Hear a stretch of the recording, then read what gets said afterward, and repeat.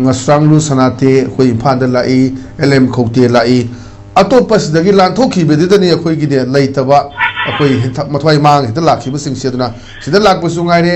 mamang da lakhi budu chak pijaraga phajana dum thadokhi buduni mayam oiduni khoi gi jang gandana Churasanpur da masada Churasanpur gi nupi ema lowraga lei leiti hona to tongam thogana madu koina leira budu puthoga heka torom badai da mayam mangte da kapaka terrorist ki thawung de chathar aga hekta social media da thaduraga toidina duna saisida Chief Minister appeal toriba nakalani makta at the same time aso Punjab sing any Kukijo community imphal da lakpada kainte so loi Chief Minister na daita pugani kamena daita pugani haina phum thamai se saida dikari phum thamini amase akhoi honorable Chief Minister na highway wafam se haidi aso apan wi oigara adagi akhoi Kukijo community gi mogi lakpada government na daita logani responsibility akhoi imphal da Denista Sijeda Rajmen City da to palaiba Govinada lakko maten da laing le khudong saba mayamama imphal da di Manipur kumbagi capital oibne akhoi mayamama chatli ko akhoi Kukijo da nate nagasi oib akhoi atopa meditation ara mafam de wagara chalaga laibe akhoi laing bom makan facility like nina ala ngasagi Chief Minister haiba walulche masida su wai amtanga apogi yetobiba maitei community sina su tatpa matamda government response atopa koi kaino singa tangu matam responsible government na machi chi lofam thokune government na apogi government na Kukijo kaino lakуда Imphal Valley da lakko matamda apogi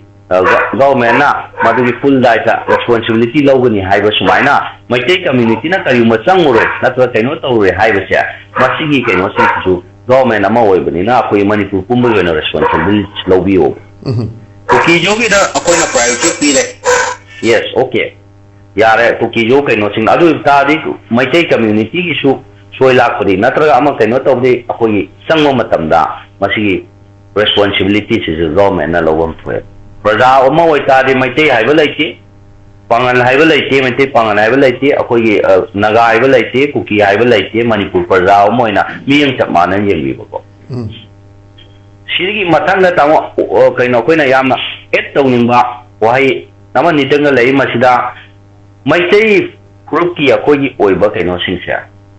Mapangan Kanbadarkara Malay, Mapangan Anba Karamamon the Kanbada. Akhoi unity da akhoi yamkan akhoi sagat ta bayade akhoi unity masi communal oiba wafam nate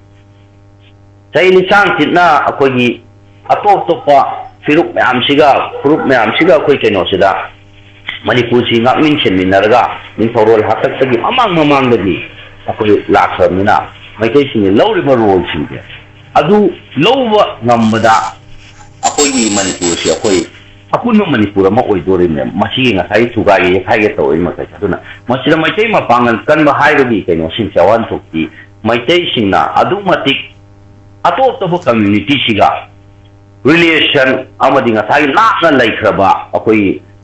kaino gi ningthorol hagaktagi laiminaramba amadi masira religion basis taga khaidok na giba lapuk na giba akoi koi kainogi sanatan dharma gi kari atop to lakko matam sida masi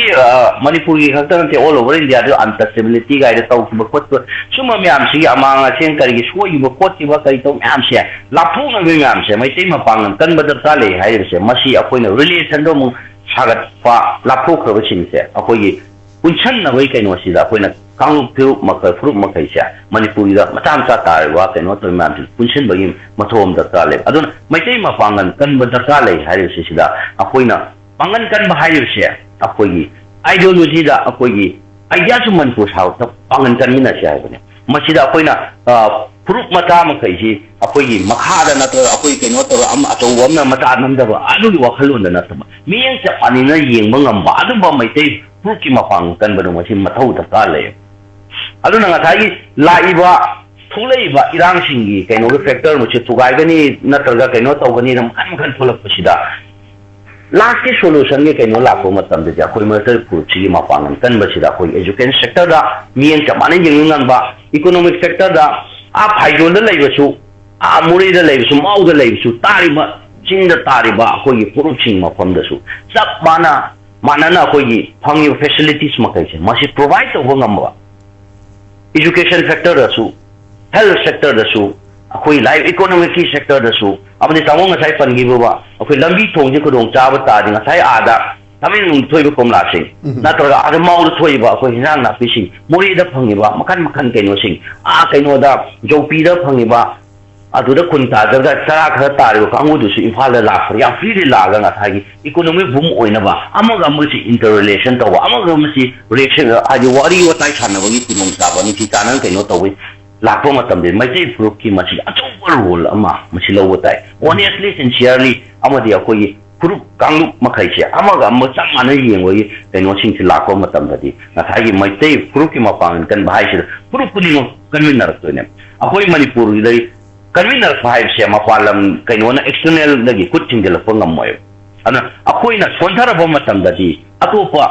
ꯃꯄꯥꯟ ꯂꯝꯗꯒꯤ economic control तौसलकनी अखोई every sector दा पाइसलप मतमददी कैदोंगैदसु अखोई अतोप फिरुप लैबा फुरुप लैबा मखैसिनासु lead role लौबो ngमोय अखोई मसिन पुनसिनबा सिना क्वाइदगी priority बा मसिदा क्वाइदगी चावना लौदोइबा role से मैतै फुरुकी अचौवा मपांग कन बाहाइबसे मसिगी only मसिगी solution सिना Manipur ओइबा अपुनबा Manipur सागतपदा मसिना क्वाइदगी चावबा canoe factor अमा अमदि मसिना ग्रासरूट लेवल दगी होरको मतमदगी टॉप लेवल बाउसिदा सेंदोकपो मदरकार लै नसागी करप्शन लैगिबा नसागी मियेंगा मानना थोंगानना येंबा ngमगितबा लापनी नकपनी अमदि सोमदना कैनो तौगदमनि हाइबा मखन पॉलिटिकल बेसिसता प्रायोरिटी म्याम अमा थमगितबा सुम म्याम से पुनसनरगा अदुमगी कैनो सिंगसिदा अखोई मांगदा संगमिनरबा तादि अखोई पुन्ना हिंगिनबदा नुंसी चानन लैगनी सुमाइन थमगिता